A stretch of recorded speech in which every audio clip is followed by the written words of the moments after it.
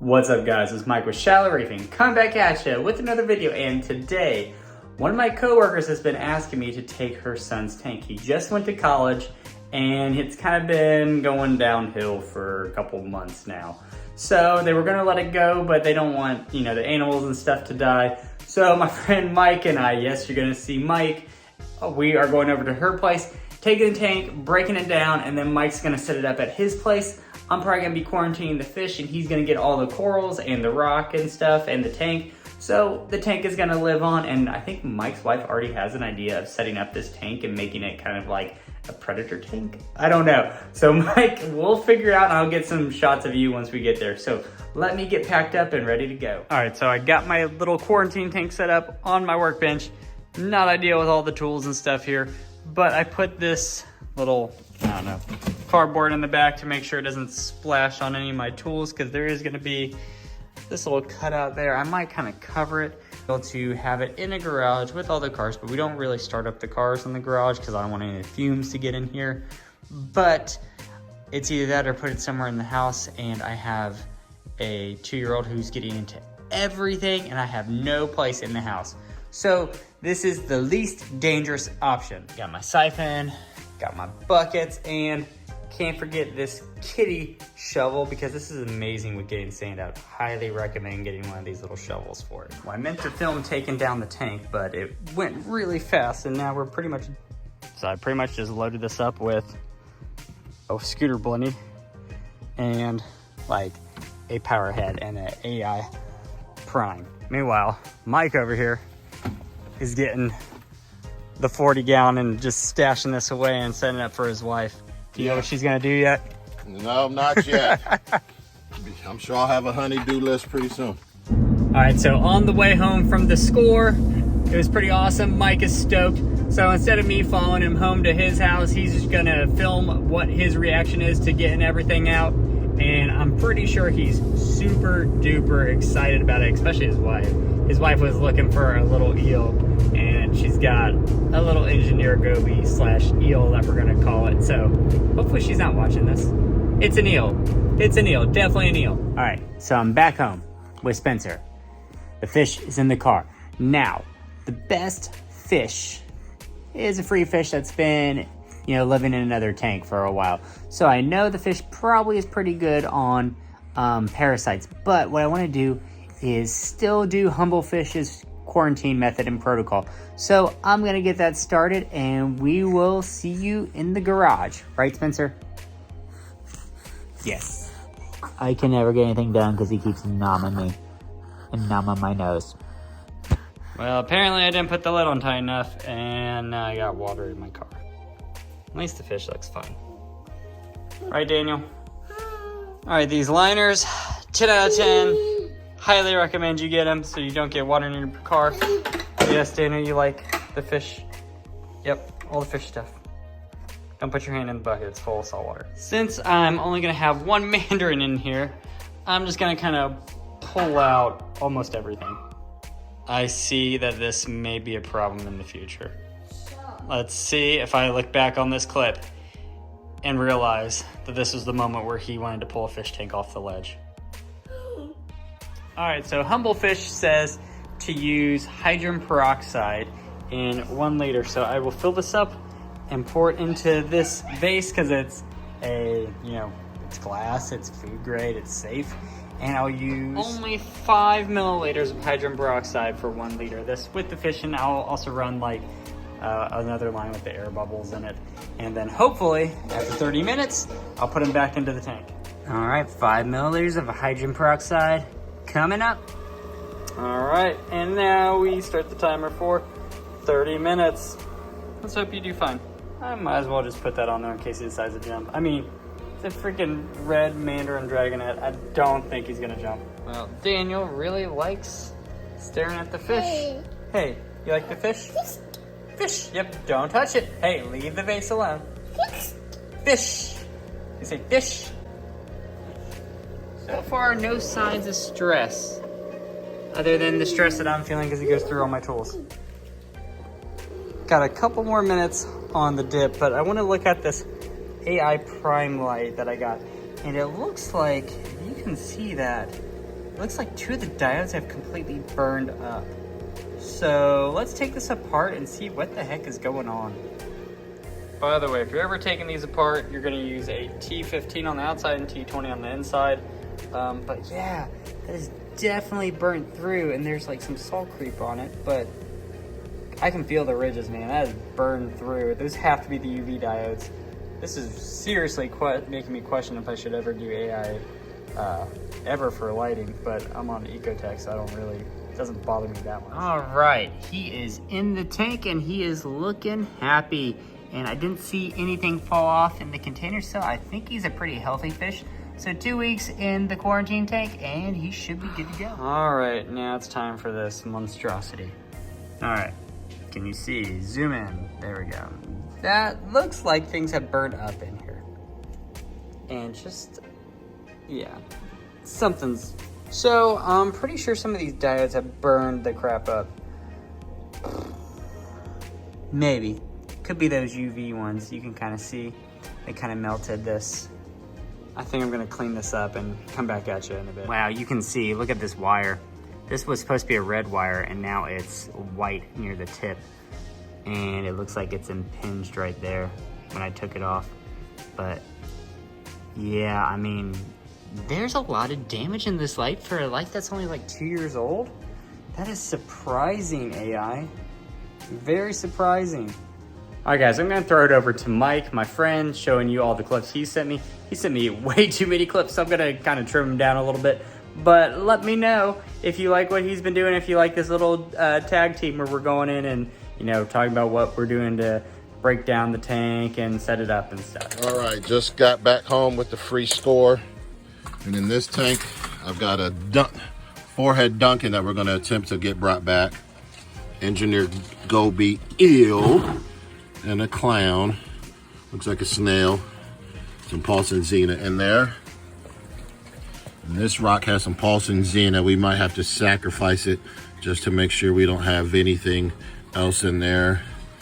There's some zoas down in there. I think that's a Duncan back there. And then of course I gotta do my Sunday clean. So these guys will soon have some friends to play with. All right, now I'm back outside. Wife told me I had to get the coral out of her bathtub, excuse me, the live rock. But these are 5-gallon buckets. I just put water, about, I don't know, maybe 4 or 5 cups of vinegar, 4 or 5 cups. All right, so this is the second rock here. This is the one that had all the pulsing xena on it and a whole bunch of more porcupines. So I'm gonna try to scrape off some of these plugs and then I'm just gonna bleach them, get rid of the pulsing xena, get those out. Try to get as much of that stuff out of it. Looks like stuff you'll catch after a Cincinnati Bearcats football game at a frat party. So whatever that mess is, I'm gonna try to get it out. And this power head's got some permanent snails in there, I'm assuming. Crabs, all kinds of mess in there. So again, it must have been at a frat party at Cincinnati University. So I'm gonna be bleaching that, put some penicillin on it, peroxide, vinegar, let that sit for a few days and see if that'll kill all that stuff too. All righty guys, that's about 4 gallons, I guess. It's a 5-gallon bucket, about 4/5 of the way filled up. So I got 1 cup of white distilled vinegar. All right, water's in, all cleaned up, nice white sand. So give it some time. I'm gonna get ready to plug everything in and see how everything turns out. Gotta clean the glass. Sorry for the reflection. Those Carolina boys don't do things the easy way. Oop, there's something I gotta pick out. All righty, Mike.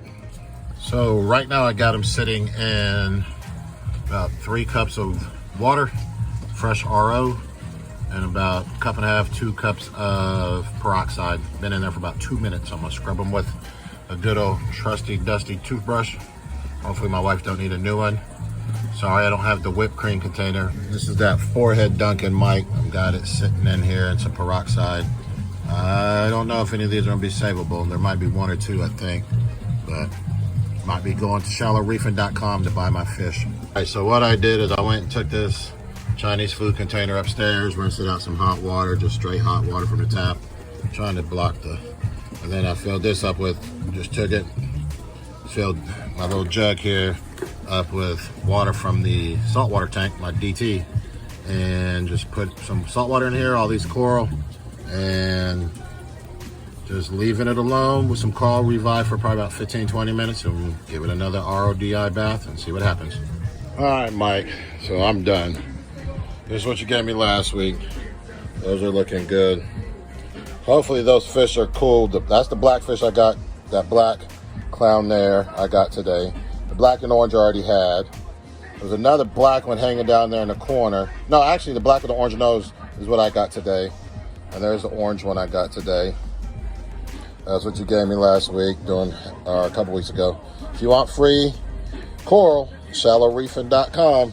Tell them you're a Bearcat fan. He'll hook you up from time to time, especially if it's your birthday. He gives you some good deals for birthday customers. I don't know what's going on with that Monty there, buddy. I got a white spot growing. I just threw some snow in there. That's one I got today. I don't think that one next to it's gonna live. Then these little Dunkins and candies and stuff down here I got today. That one has a little bit of color in it. I need to stand that one back up. Has just a slight bit of color. And the Dunkin's doing its little stringing. So hopefully there's some life to it. So we'll see. It's got its coral orgasm going. Love when the lights go out. I love that big one. So whatever other freebies you got, let me know. There's some Monties I kind of put everywhere. Kind of got it staggered out. This side's still in my daylight, so it kind of goes slowly. But that's that one. Those are some more of them guys we got today. Damn, we got knocked over again. And there's the Duncan. I don't know if she's gonna make it, but we'll target feed her and see what happens.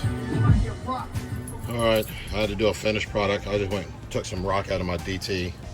That other stuff wasn't looking too good, so I threw the other rock away. Put a background on it, put a thermostat, little cheap thing.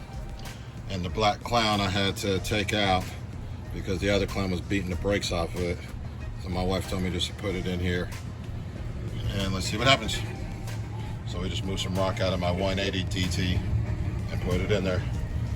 And this is just a little T5 light light fixture that I've been had. Wouldn't fit on my 180. I had it over my 75. Little Aquarium power heads. There's only 3. Mike took one. I don't know if you can tell based on the light, but there you are pushing the one in the top corner here. I got one in the top corner, bottom corner on the other side. And then just the rock work, 2 good pieces of rock there. And they sure are making some good flow. Looks like some good sand from the other tank still on that rock, but you can see it get pushed around everywhere. Put some carbon in there to help it out. Little buddy got him a new home. No vermin and snails. Loving that flow, I guess. All right, so Mike went into tons of detail about what he did, and I cut a ton of stuff out. But it looks like he got a sweet score, and his wife's gonna be super happy with the tank. All right, so it's a couple days later, so I'm gonna actually do a tank transfer method. So I'm gonna get this little scooter bunny, or ruby, it's not quite a ruby red, but it's like a Mandarin Dragonette. I'm gonna take it out, do another hydrogen peroxide dip, 5 milliliters for every 1 liter, bubble it for 30 minutes, and then I'm going to drain this tank, clean it out, and pretty much, sterilize it and put it back in after 30 minutes. It's gonna be pretty easy. Oh yeah, I also had to take this light apart and look at those lenses. Yes, they are a little messed up, and I actually ended up having to splice the wires because there was an impingement point. Didn't show you any of that because it took me way too long. I was very frustrated. But I mean, there's so much heat coming off of this thing, and the fan is pretty loud. I don't know. I just don't know about AIs anymore. I think I'd rather go Radeons for sure. But I mean, for free, not bad, but it does need a lot of TLC. Hey, Dana, you like cleaning for Daddy? Oh, please don't grab the glass aquarium heater. Yep, that's what he's going for. All right, the fish is in, everything is good. Tank transfer method was successful, and now I gotta put some more brine shrimp in. All right, guys, so that's my extremely long video on getting a huge score, 40-gallon breeder for free with some livestock in there. Mike got most of it. I pretty much got the light and a dragonette. but I'm pretty happy with it. I'm pretty happy, you know, with how everything went. So in the next video, you will see my 2-year update on my 200-gallon innovative marine tank. So if you like what you see here and you want to see more, click the subscribe button, give me a like, give me a comment below, let me know if you like the content, and I will see you next time.